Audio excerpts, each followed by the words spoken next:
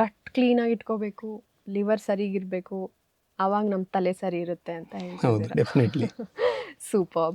So, tell me about the nutrition for the gut. Can you name maybe 5 best food, gut-friendly food?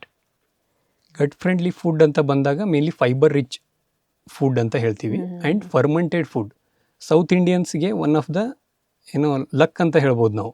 Okay. South Indians usually ನಾವು ದೋಸಾ, ಇಡ್ಲಿ ಈ ಥರ fermented ಫುಡ್ಸ್ನ ತುಂಬ common ಆಗಿ ತಿಂತಾ ಇರ್ತೀವಿ. Okay. That is very very beneficial for gut health. Okay. Superb. ಜೊತೆಗೇನೆ vegetables, Hmm. Again fibre rich content ಅಂತ ಹೇಳ್ಬೋದು. ವೆಜಿಟೇಬಲ್ಸ್ ಆ್ಯಂಡ್ ಫ್ರೂಟ್ಸ್ ಅದು ಕೂಡ ಗಟ್ ಮೈಕ್ರೋಬಯೋಗೆ ಒಂದು ಟೇಸ್ಟಿಯೆಸ್ಟ್ ಫುಡ್ ಅಂತ ಹೇಳ್ಬೋದು ಬ್ಯಾಕ್ಟೀರಿಯಾಸ್ಗೆ, Okay. ಗಟ್ಟಲ್ಲಿರೋ ಬ್ಯಾಕ್ಟೀರಿಯಾಸ್ಗೆ. Hmm. ಜೊತೆಗೆ ಒಳ್ಳೆ ಹೈಡ್ರೇಷನ್. Hmm. ಸೊ ಈ ಕೆಲವೊಂದು ಫ್ಯಾಕ್ಟರ್ಸು ಗಟ್ ಹೆಲ್ತ್ನ ಮೇಂಟೈನ್ ಮಾಡೋದ್ರಲ್ಲಿ ಹೆಲ್ಪ್ ಆಗುತ್ತೆ. So, you don't suggest supplements? Supplements we can take, again prebiotics and probiotics ಅಂತ ಹೇಳ್ತೀವಲ್ವ, ಇತ್ತೀಚೆಗೆ ಬಂದಿರೋದು. Hmm. ಅದನ್ನು ಆದಷ್ಟು ನ್ಯಾಚುರಲ್ ಫಾರ್ಮಲ್ಲಿ ನೀವು ಸ್ವಲ್ಪ ಎಫರ್ಟ್ ಹಾಕಿದ್ರೆ ಈಸಿಲಿ ಪಡ್ಕೋಬೋದು. Again fermented foods, Okay. Yoghurt, Okay. Curd ಇವೆಲ್ಲ one of the best sources for gut health. Gut health. So, these are the things where you can build your microbiome. Right. ಅಂತ ಹೇಳ್ತಿದ್ದೀರಾ. So ಏನಿದು ಆಂಟಿಬಯೋಟಿಕ್ಸ್ಗೂ ಮತ್ತು ಗಟ್ಗೂ ಸಂಬಂಧ? Antibiotics ತಗೊಳ್ಳೋದೇ ನಾವು ಹುಷಾರಾಗಕ್ಕೆ, ಅದು ಜ್ವರ ಹೌದು. ಕಡಿಮೆ ಆಗಲಿ ಅಂತ.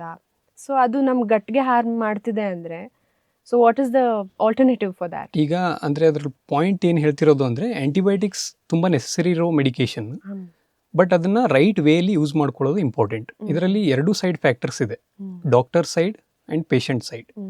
ಡಾಕ್ಟರ್ ಸೈಡಲ್ಲಿ ಏನಾಗ್ತಿದೆ ಅಂತ ಅಂದರೆ, ಕೆಲವೊಂದು ಸಲ ಮೈನರ್ ಇನ್ಫೆಕ್ಷನ್ಸ್ಗಳಿಗೆ ಬ್ರಾಡ್ ಸ್ಪೆಕ್ಟ್ರಮ್ ಆ್ಯಂಟಿಬಯೋಟಿಕ್ಸ್ನ ಯೂಸ್ ಮಾಡಿಬಿಡ್ತಾರೆ.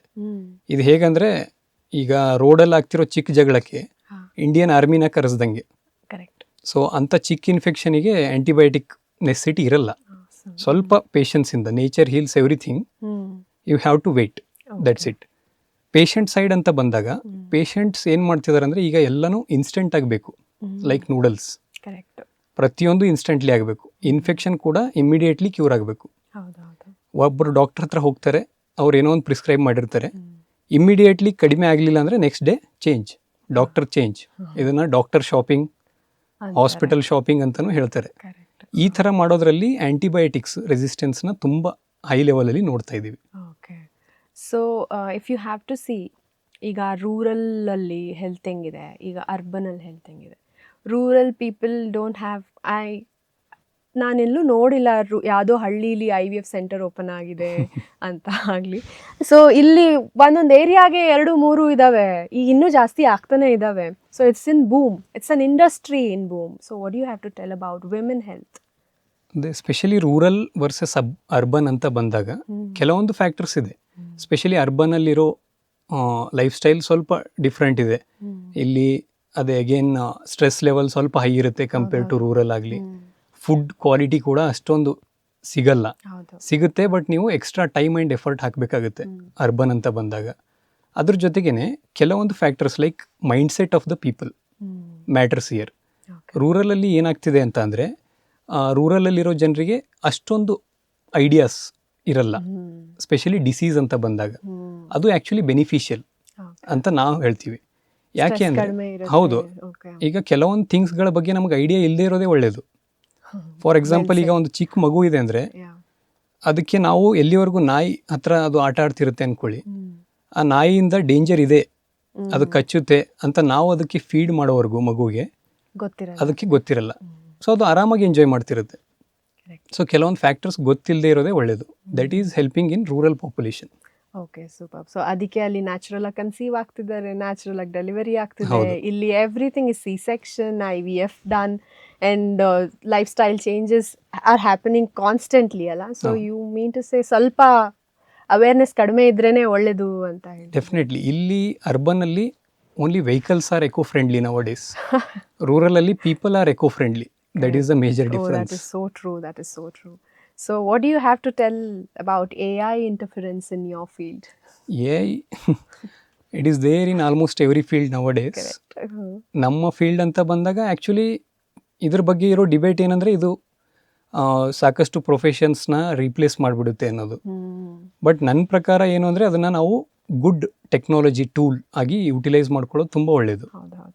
ಯಾವುದೇ ಒಂದು ಟೆಕ್ನಾಲಜಿ ಬಂದರೆ ಅದ್ರ ಬಗ್ಗೆ ನಾವು ನೆಗೆಟಿವ್ ಮಾತಾಡೋದಾಗಲಿ ಅಥವಾ ಇದು ನಮಗೆ ಹಾರ್ಮ್ ಮಾಡುತ್ತೆ ಅಂತ ಆ ಮೈಂಡ್ಸೆಟ್ಟಿಂದ ಇರೋ ಬದಲು ಅದ್ರ ಜೊತೆಗೇ ನಾವು ಬೆಳಿಬೇಕು, ಅದನ್ನು ಇನ್ಕ್ಲೂಡ್ ಮಾಡ್ಕೊಳ್ಳೋಕ್ಕೆ ಟ್ರೈ ಮಾಡಬೇಕು.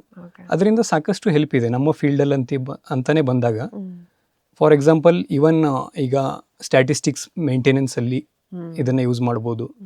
ಆಮೇಲೆ ಎಷ್ಟೊಂದು ಗೈಡೆನ್ಸ್ ಆಗಲಿ, ಎಷ್ಟೊಂದು ಸಲ ಡಾಕ್ಟರ್ಸಿಗೆ ಟೈಮ್ ಇರಲ್ಲ ಪೇಷಂಟ್ಸ್ನ ಸರಿಯಾಗಿ ಫುಡ್ ಆ್ಯಂಡ್ ನ್ಯೂಟ್ರಿಷನ್ ಬಗ್ಗೆ ಕೌನ್ಸಿಲ್ ಮಾಡೋದು. ಸೊ ಈ ಸಿಚುವೇಶನಲ್ಲಿ AI ಹೆಲ್ಪ್ ತಗೋಬಹುದು ನಾವು. ಸೊ ಇಟ್ ಈಸ್ ಅಪ್ರೋಪ್ರಿಯೇಟ್ ಅಂತ it will be appropriate, but you have to verify it once, that's it. ಸ್ವಲ್ಪ ನಮ್ಮ ಏನು ವರ್ಕ್ ಇರುತ್ತಲ್ಲ ಅದಕ್ಕೆ ಅದು ಏಡ್ ಮಾಡುತ್ತೆ ಅಷ್ಟೇ, but it will never replace. Okay. So ಈಗ ಪೇಷಂಟ್ಸು AI-ಗೆ ಇದು ಪ್ರಾಂಪ್ಟ್ ಮಾಡಕ್ಕೆ ಸ್ಟಾರ್ಟ್ ಮಾಡಿದ್ರೆ, I have stomach Ek today followed with vomiting, what do I do? That is a good thing actually. ಈಗ ಪೇಷಂಟ್ಸ್ಗಳು ಕೂಡ ಅವ್ರ ಡಿಸೀಸ್ ಆಗಲಿ ಅಥವಾ ಅವ್ರ ಹೆಲ್ತ್ ಬಗ್ಗೆ ಅವರೇ ಸರ್ಚ್ ಮಾಡಿ ತಿಳ್ಕೊಳ್ಳೋದ್ರಲ್ಲಿ ಏನೂ ತಪ್ಪಿಲ್ಲ. ಬಟ್ ಒಂದೇ ಏನು ಅಂದರೆ ಅವ್ರು ತಿಳ್ಕೊಂಡಿರೋದನ್ನು ಅವ್ರು ಯಾವಾಗ ಹಾಸ್ಪಿಟಲ್ ಹತ್ರ ಬರ್ತಾರೆ, ಡಾಕ್ಟರ್ಸ್ ಹತ್ರ ಬರ್ತಾರೆ, ಅವರು ಅದನ್ನು ಪ್ರೂವ್ ಮಾಡೋದು ಬೇಕಿಲ್ಲ. ನಾನು ಡಾಕ್ಟ್ರು ಅನ್ನೋದೇನು ಪ್ರೂವ್ ಮಾಡೋದು ಬೇಕಿಲ್ಲ. ಯಾಕಂದರೆ ನಿಮ್ಮ ಮುಂದೆ ಕೂತಿರೋರು ಆಲ್ರೆಡಿ 8 to 10 years ಓದಿನೇ ಕೂತಿರ್ತಾರೆ.